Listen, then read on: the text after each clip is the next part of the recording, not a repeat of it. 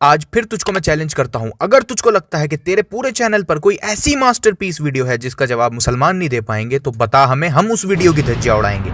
लेकिन शर्त यह होगी कि जब हम तेरी बेस्ट वीडियो की धज्जियां उड़ा दे तो उसके बाद तू अपना बोरिया बिस्तर उठा के भाग जाएगा, चैनल बंद कर देगा। उसके बाद है हिम्मत चैलेंज एक्सेप्ट करने की? अगर तू सच्चा है तो इंसानियत के फ्रॉड चौकीदार, अगर तू सच्चा है तो चैलेंज एक्सेप्ट कर। और जफर हेरेटिक पर एक पूरी प्लेलिस्ट बन चुकी है। कोई भी हिंदू भाई जो ये वीडियो देख रहा है तो मेरी ये प्लेलिस्ट की सिर्फ चंद वीडियोस देख लो और इंसाफ के साथ बताना कि क्या जफर को माफी मांगनी चाहिए या नहीं मुसलमानों से उसके झूठ के लिए।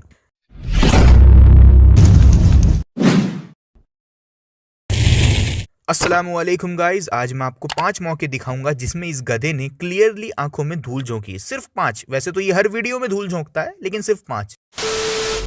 सबसे पहले दिखाते हैं आपको कैसे मोहम्मद साहब ने एक ऐसे आदमी को किक मारा जो बेचारा सो रहा था। मैं तो बात है तब की जब मोहम्मद साहब मस्जिद जा रहे थे और उन्हें रास्ते में सोता हुआ एक बेघर आदमी मिला।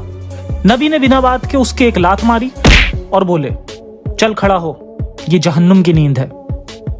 इसके बाद वो आदमी रोता हुआ यही बोला होगा, बेचारा सो रहा था। एक्चुअली ये लोग क्या करते हैं, एक एग्जांपल देता हूं मैं आपको। जैसे एक वाक्या हुआ, अब उस वाक्य को 10 लोगों ने देखा। अब उन 10 में से एक शख्स ने बताया कि क्या हुआ था उस जगह, तो ये लोग उस एक शख्स ने जो उस वाक्य का छोटा सा हिस्सा बताया उसके बेस पर पूरा अपना फ्रॉड आर्ग्यूमेंट तैयार कर लेंगे। जबकि होना तो ये चाहिए कि उन 10 के 10 लोगों की बातों को सुना जाए ताकि आपको एक क्लियर पिक्चर मिल सके कि क्या एग्जैक्टली हुआ था वहां। लेकिन ये बेईमान लोग क्या करते हैं कि उन बाकी 9 लोगों को छोड़कर एक शख्स ने जो बताया उस पर पूरा आर्ग्यूमेंट बिल्ड कर लेते हैं।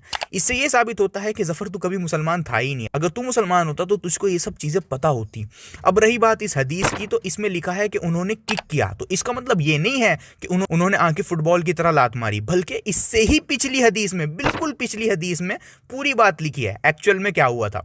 अल आदाब अल मुफराद 1187 से ये बात बिल्कुल साफ हो जाती है कि रसूलुल्लाह ने उनको किक नहीं किया था। इसमें आता है एक शख्स अपने पेट के बल लेटे थे और पेट के बल लेटना इस्लाम में मना है। तो जो शख्स लेटे थे उन्होंने फरमाया कि कोई आया और मुझे अपने पैर से मूव किया, हिलाया और कहा कि इस तरह से लेटना अल्लाह को पसंद नहीं है। और जब उन्होंने नजर उठाई तो पाया वो रसूलुल्लाह सल्लल्लाहु अलैहि वसल्लम थे। तो क्लियरली इस हदीस से साफ हो गया कि रसूलुल्लाह ने उनको किक नहीं किया था बल्कि जेंटली हिलाया था। जैसे हर मुसलमान जानता है कि मस्जिद में सोए पर्सन को कितनी जेंटली उठाया जाता है। मस्जिद में अगर कोई सोया हो तो उसको बहुत प्यार से उठाया जाता है। किक वगैरह मारना तो किसी के ख्यालों में भी नहीं आ सकता। और जब बात आती है रसूलुल्लाह की, जिनके बारे में आता है सही बुखारी 6927 में कि रसूलुल्लाह सल्लल्लाहु अलैहि वसल्लम का कैरेक्टर बहुत जेंटल था, वो हर मामले में दूसरों को भी जेंटल रहने का ऑर्डर दिया करते थे। और सही अल बुखारी 6038 में आता है कि हजरत अनस रजी अल्लाह ताला अन्हु ने रसूलुल्लाह सल्लल्लाहु अलैहि वसल्लम की खिदमत में 10 साल दिए और वो फरमाते हैं कि रसूलुल्लाह ने कभी उन्हें उफ तक नहीं कहा और ना ही कभी ये कहा कि तुमने ऐसा क्यों नहीं किया या ऐसा क्यों किया। अगर तू कभी मुसलमान होता तो तुझको ये सब पता होता, लेकिन अफसोस अली सीना ने तुझको अंधा कर दिया है। अच्छा, इसके बाद ये ऐसे आंखों में धूल झोंक रहा था, ये एक हदीस दिखाकर ये साबित करना चाह रहा था कि रसूलुल्लाह ऐसे ही किसी भी कबीले पर हमला कर देते थे और उन बेचारे लोगों को मार देते थे बिना मतलब। पहले क्लिप सुने। तो साही बुखारी 2541 ये बहुत ही ऑथेंटिक हदीस है। हाँ, इसने जो पीएचडी करी है हदीसों की साइंस पर, उसके बिहाफ पर बोल रहा है, ऑथेंटिक है, आप मान लें। गधा। तो फला फला ने बताया है कि मैंने ख़त लिखा फला फला को और फिर उसने जवाब में बताया कि मोहम्मद साहब ने अचानक से बनी मुस्तलिक कबीले पर बिना वार्निंग का अटैक किया, वो भी उस समय जब वो लापरवाह थे और उनके जानवर पानी पी रहे थे। उस समय इन बहादुर सिपाहियों ने अटैक किया और उनके मर्दों को कत्ल करके उनकी औरतों और बच्चों को कैदी बना लिया। अब इसने कुछ बेचारे लोगों की क्लिप चलाई और ये इंप्रेशन देने की कोशिश करी कि रसूलुल्लाह ने कुछ बेचारे इनोसेंट लोगों पर हमला कर दिया था, जबकि इसी हदीस में साफ साफ लिखा है कि उनके फाइटिंग मेंस मारे गए थे। Fighting mens, combatants, warriors, fighting mens, not some innocent people, fighting mens. इस जाहिल को ये नहीं पता कि बनी मुस्तलिक मुसलमानों पर हमला करने आ रहे थे, तो पहले वो हमला करते, उससे पहले हमने उन पर हमला कर दिया जब उनको पता नहीं था। इसी हदीस में लिखा है कि उनके फाइटिंग फाइटिंग मेंस मारे गए थे। और इस जाहिल को ये नहीं पता कि जब हथियारों से लैस फाइटिंग मेंस पानी पिलाने की जगह पर अपने जानवरों को पानी पिला रहे होते हैं तो वो जंग पर जाने के लिए अपने जानवरों को तैयार कर रहे होते हैं। इसी वजह से उनको पानी पिलाया जाता है क्योंकि अब उनको जंग में जाना है। बनी मुस्तलिक हम पर हमला करने आ रहे थे, इसी वजह से वो अपने जानवरों को पानी पिला रहे थे क्योंकि उनको जंग में लड़ना था। इसी वजह से वो अपने जानवरों को तैयार कर रहे थे, पानी वगैरह पिला रहे थे। लेकिन वो हमला करते उससे पहले हमने उन पर हमला कर दिया। अच्छा, अब सवाल ये आएगा कि उन फाइटिंग मेंस के साथ औरतें और बच्चे क्या कर रहे थे, वो क्यों थे वहां?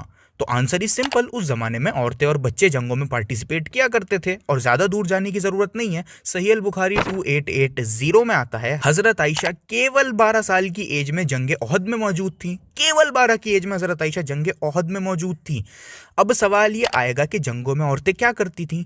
द आंसर इज सिंपल, कुछ लड़ती भी थी, कुछ औरतें घायलों की मरहम पट्टी करती थीं, कुछ प्यासों को पानी पिलाती थीं, सोल्जर्स को सपोर्ट करना ये काम होया करते थे उनके। और बच्चे भी वहाँ थे, तो ये बच्चे कोई दूध पीते बच्चे नहीं होया करते थे जैसे ये लोग दिखाने की कोशिश करते हैं कि जी दूध पीते बच्चे होया करते थे। नहीं, ऐसा नहीं है, बल्कि ये भी वो होया करते थे जो वॉरियर बनने की ट्रेनिंग ले रहे होते थे और सोल्जर्स को सपोर्ट करते थे और फाइट वगैरह में भी मदद करते थे। तो दूध पीते बच्चे नहीं होया करते थे ये लोग। सेक्स किया। इसके अलावा ऐसी हदीस भी मौजूद है कि आयशा ने बताया कि उनके कपड़ों पर उन्हें सीमेन के दाग मिलते थे। तो ये बात यहाँ साफ है कि मोह माया में फंसे ये नबी कितना सेक्स मुबारक फरमाते थे। और इतना अब देखें ये कैसे आंखों में धूल झोंक रहा है कि नबी सल्लल्लाहु अलैहि वसल्लम के कपड़ों पर सीमन के दाग मौजूद थे। तो इस हदीस को ये इस कॉन्टेक्स्ट में दिखा रहा है कि मोहम्मद सल्लल्लाहु अलैहि वसल्लम नाउजुबिल्लाह सेक्स एडिक्ट थे, जबकि सीमन का कपड़ों पर लगे रहना ये साबित करता है कि उन्होंने इंटरकोर्स नहीं किया था। अगर कोई शख्स इंटरकोर्स करता है तो सीमन कपड़ों पर गिरता है क्या गधे? अक्ल के दुश्मन, ये नॉक्टर्नल इमिशंस तो नेचुरल हैं दोनों ही मेल एंड फीमेल में। मतलब आंखों में धूल झोंकना तो कोई तुमसे सीखे। मोहम्मद साहब एक ही रात में एक ही गुस्ल के साथ तमाम औरतों के पास होते थे। गुस्ल कहते हैं इस्लामी तरीके से नहाने को। ये नहाने का तरीका आम तरीकों जैसा ही है, इसमें कुछ अलग नहीं है। और ये बिना गुस्ल किए अलग अलग औरतों के पास चले जाते थे और फिर आखिर में एक ही गुस्ल करते थे। मैं नहीं जानता कि अल्लाह की इसमें क्या मसलहत होगी, लेकिन ये ज़रूर कहूँगा कि इससे STD यानी सेक्सुअल ट्रांसमिटिंग डिसीज़ की संभावना बहुत बढ़ जाती है और ऐसा करना नबी की सुन्नत है।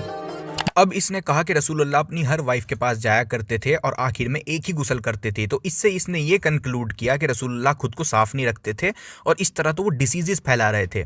अब इस जाहिल को ये नहीं पता कि गुस्ल एक फुल बॉडी बात को कहते हैं, यानी अगर मैं अपनी फुल बॉडी को 50 बार धो लूँ, अच्छी तरह धो लूँ और सिर्फ बालों को छोड़ दूँ, मतलब पूरा शरीर धो लिया अच्छी तरह सिवाय बालों के, तो भी ये गुस्ल में काउंट नहीं होगा। गुस्ल एक फुल बॉडी बात को कहते हैं। तो इस हदीस से ये साबित नहीं होता कि रसूलुल्लाह इंटरकोर्स के बाद पार्शली खुद को क्लीन भी नहीं करते थे, साफ नहीं करते थे, बल्कि साफ सफाई का तो इस्लाम में बहुत ख्याल रखा गया है। सही मुस्लिम 308 में आता है कि रसूलुल्लाह सल्लल्लाहु अलैहि वसल्लम ने फरमाया, जो कोई भी अपनी वाइफ के साथ इंटरकोर्स करे और फिर इंटरकोर्स दोबारा करना चाहे तो भी उसको बीच में वजू करना चाहिए। तो रसूलुल्लाह ने तो ये कहा है कि अगर सेम वाइफ के साथ भी इंटरकोर्स करना है तो पहले वजू करो, तो दूसरी वाइफ की तो बात ही छोड़ दो, सेम के साथ ही वजू करना होगा। और सही मुस्लिम 306 में आता है कि रसूलुल्लाह सल्लल्लाहु अलैहि वसल्लम ने फरमाया, जब अपनी वाइफ के साथ इंटरकोर्स करो उसके बाद वजू करो, प्राइवेट पार्ट्स को वॉश करो, जब सोने जाओ। तो क्लियरली रसूलुल्लाह तो साफ सफाई ही बताया करते थे। अच्छा, अब ये सवाल का जवाब भी आ गया होगा कि भाई इतनी डिटेल्स क्यों लिखी हैं हदीसों में। तो ये गधे जो आज ये सवाल करते हैं उल्टे सीधे, तो इनको जो आज हम जवाब दे पा रहे हैं वो इसी वजह से दे पा रहे हैं क्योंकि ये सब डिटेल्स मौजूद हैं हमारे पास, वरना हम ना दे पाते इन लोगों को जवाब। तो डिटेल्स का होना ज़रूरी था इन हदीसों में, इसी वजह से तुम्हारी पोल खुल रही है आज। 762 132 मोहम्मद साहब फरमाते हैं कि तुम लोगों में से किसी को अपनी बीवी को ऐसे कोड़े नहीं मारने चाहिए जैसे अपनी ग़ुलाम औरतों को मारे जाते हैं और फिर दिन के आखिर में उनसे सेक्स किया जाता है। तो यहाँ खुदा के रसूल ने यह कह दिया है कि अपनी वाइफ को ऐसे कोड़े मारकर सेक्स ना करो जैसे अपनी ग़ुलाम से किया जाता है। यहाँ उन्होंने ये नहीं कहा कि ऐसा किसी के साथ मत करो, बल्कि ये कहा कि बीवी के साथ ऐसा मत करो। Again miss interpretation. सही मुस्लिम 1657A में आता है, जो कोई भी शख्स अपनी स्लेव को, वाइफ नहीं स्लेव का जिक्र है यहाँ, कि स्लेव को अगर थप्पड़ मारता है या उसको मारता है तो उसका कफ़ारा, उसका एक्सपायेशन ये है कि उसको आज़ाद करना होगा। साफ लिखा है कि एक थप्पड़ नहीं मार सकते या मार नहीं सकते। और सही मुस्लिम 1659C में आता है कि एक सहाबा अपने स्लेव को मार रहे थे तो पीछे से रसूलुल्लाह ने उनको देख लिया और उसके बाद रसूलुल्लाह ने फरमाया कि याद रखना अल्लाह तुम्हारे ऊपर ज्यादा डोमिनेंस रखता है। तो उन सहाबा ने जो अपने स्लेव को मार रहे थे, अल्लाह के डर से अपने स्लेव को आजाद कर दिया तभी। तो रसूलुल्लाह ने फरमाया कि अगर तुम ऐसा ना करते तो अल्लाह तुमको जहन्नुम में जलाता। तो स्लेव तक को नहीं मारा जा सकता है भाई, वाइफ की तो बात ही छोड़ दो, स्लेव तक को नहीं मारा जा सकता। अगर एक थप्पड़ भी मारा तो उसको आजाद ही करना होगा। और इस हदीस में ये लिखा हुआ होना ऐसे नहीं मारना चाहिए, इसका मतलब ये नहीं है कि दूसरे तरह से मार सकते हैं या दूसरे तरह से मारने की इजाजत है या रसूलुल्लाह ने मारने की इजाजत दी थी। वो एक सोसाइटी का नॉर्म बयान कर रहे थे कि उस जमाने में स्लेव्स पर जुल्म आम था, वो बयान कर रहे थे। तो रसूलुल्लाह ने तो उसको मना ही कर दिया था क्लियरली, आप देख सकते हैं हदीस में। तो गाइस बी केयरफुल, ये लोग तो हर तरह से बेवकूफ बनाते हैं, हर तरह से आंखों में धूल झोंकने की कोशिश करते हैं।